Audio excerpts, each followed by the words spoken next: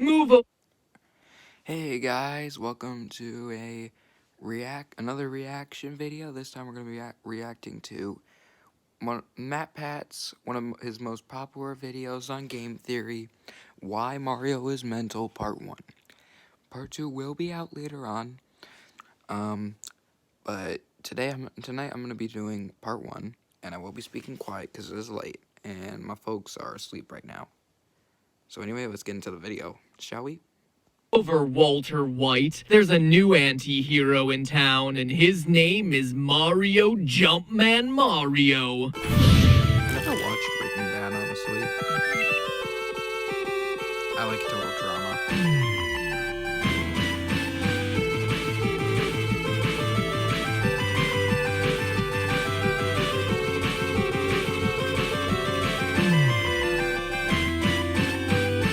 Hello, Internet. Welcome to Game Theory, where we put the O in Super Mario.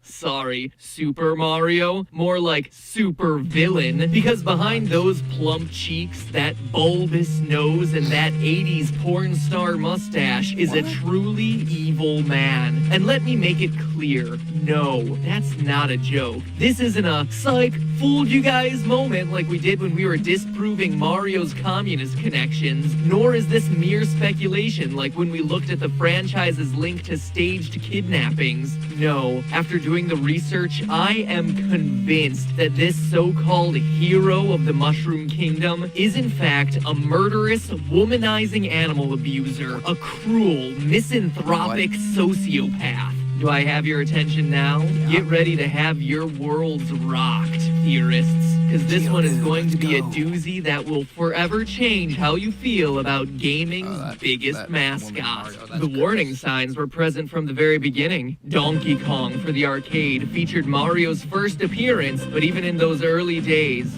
something was off. The story, as we know it, goes like this. A giant ape steals Mario's girlfriend and the heroic Italian must get her back. That's it. And it sounds good in theory, but have you ever stopped to consider why Donkey Kong steals the girl in the first place? Of course not. Raised on movies like King Kong and years of damsel in distress fairy tales, we just assume we're the good guys fighting the evil primate to save the girl. But you know what they say about assuming, don't you? It makes an ass out of you and me. Here's the truth, or rather, the rest of the story. Did you know that Mario was Donkey Kong's master? That he abused the ape, which Mind you, too, that this is one of his older videos, so you will see him swearing, unlike his newer videos. So, that's funny. is why DK broke free and stole away with Mario's GF to get even. Yeah, that's a factoid you don't hear Nintendo trumpeting about their red-clad cash cow. Now, you would be 100% correct in asking me, well, where does it say that Mario is DK's master? The arcade game didn't come with a story, and ports to Atari and ColecoVision give a vague Mario must save the girl plot. Other sources, like Crack.com or Wikipedia, cite the book Geektionary, which I checked out. But here at GT, we try not to rest until we have primary sources. So I dug a little deeper and found this. I give you Donkey Kong Circus from the Game & Watch Gallery, the prequel to the original Donkey Kong, where we see Jumpman's side business, where he just so happens to be running a circus show, and the star attraction, Donkey Kong. DK juggling pineapples and avoiding fireballs, all while balancing atop a barrel, made to look like a fool, forced to burn his hands, scolded and laughed at when missing a pineapple. Clearly not the proper way for a great ape to be treated. A master willfully putting his pet into uncomfortable situations, physically injuring them with fire, laughing at and humiliating them. Mario's lucky that the Tanuki suit is the only thing that got PETA's attention. Oh, but dear theorists, we've only just begun. If we're talking Mario's predilection for animal abuse, we don't even need to troll the obscure reaches of the Game & Watch Gallery. Mario doesn't do much to hide his violent tendencies. In the wake of Donkey Kong, upset at being forced to climb girders for his girl, Mario punishes his freshly captured ape in their next game together, Donkey Kong Jr., where he tears Donkey Kong away from his son, cages him up, and then uses a whip to defend his prize. In the final screen, Mario even whips birds to do his bidding. But what's worse than his treatment of the adult Kong is his abuse of the younger ape. Think about what we're seeing here. Mario is forcing a baby monkey to cheat death in order to rescue his father. Just look at the utter distress and fear on that poor ape's young face. In the third screen, he uses a lever to actively try to electrocute DK Jr. Let me reiterate that point. Mario, this icon of gaming, paragon of heroism, tries to electrocute a baby monkey for rescuing his father. A father who is put in danger and humiliated in a circus show run by a red-wearing carpenter who wields a whip.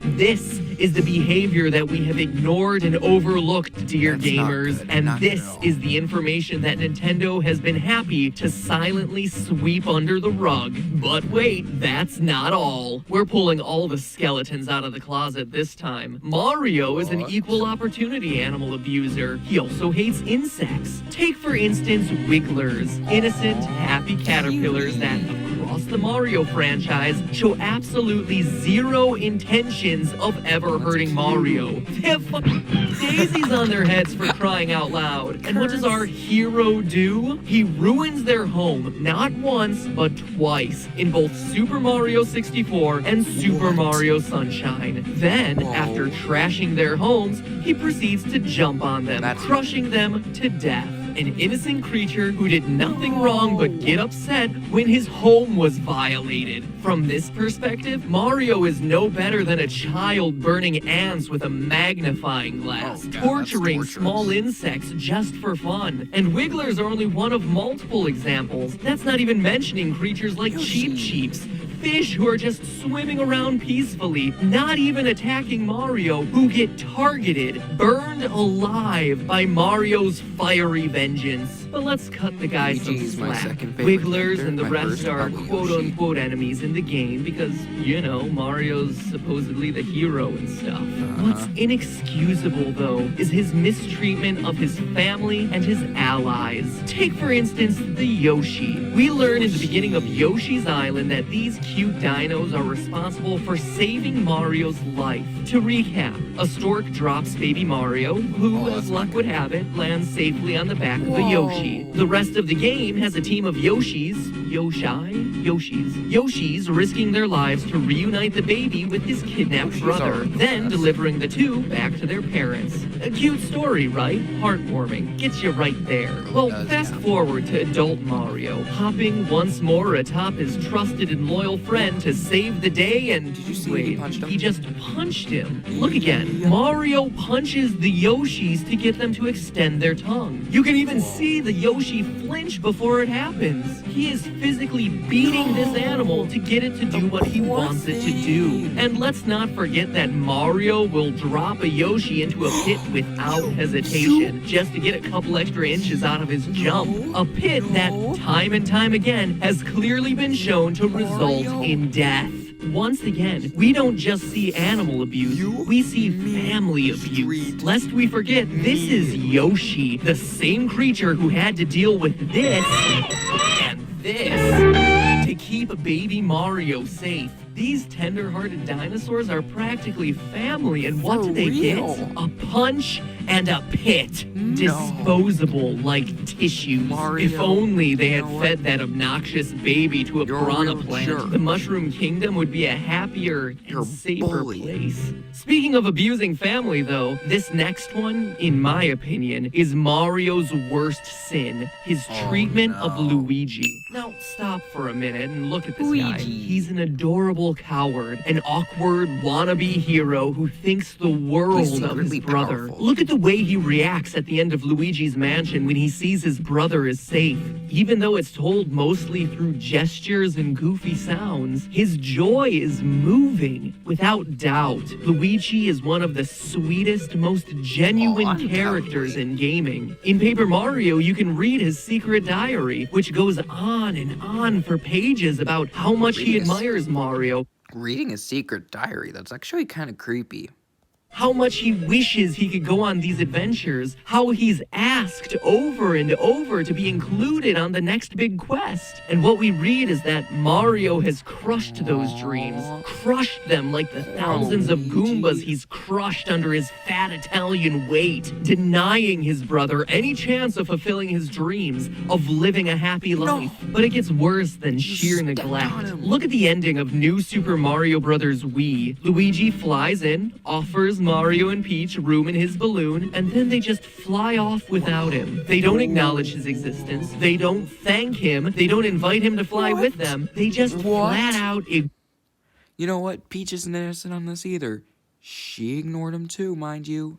ignore him. He is less than the Koopa remnant on the bottom of Mario's shoes. Luigi doesn't get any thanks at the end of Mario is Missing either. After Luigi's completed this quest, Mario just strolls out and stands there.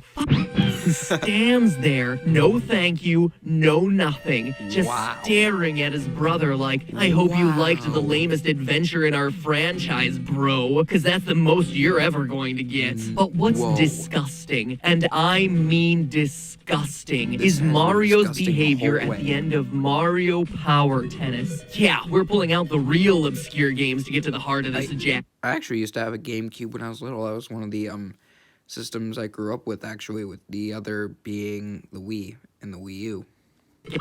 Does it sound like I'm fired up? Yeah, because I'm fired up. I am angry that I have been deceived by this sleazeball plumber for decades. That I have called him a hero. That I have been his fanboy. Here's why. In Mario Power Tennis, if Luigi wins, this is what happens. He celebrates. For once, this perpetual player 2, this second fiddle gets his chance in the spotlight. People are cheering for him. A stadium full of people are celebrating Luigi. He's holding a trophy. And what does Mario do? The brother who Luigi would love the approval of more than anything else. What does he do? Walks up to him, applauding, laughing, slaps him on the back, and then grinds his shoe into his brother's foot, stands there, and grinds it in. Mario, we need to talk.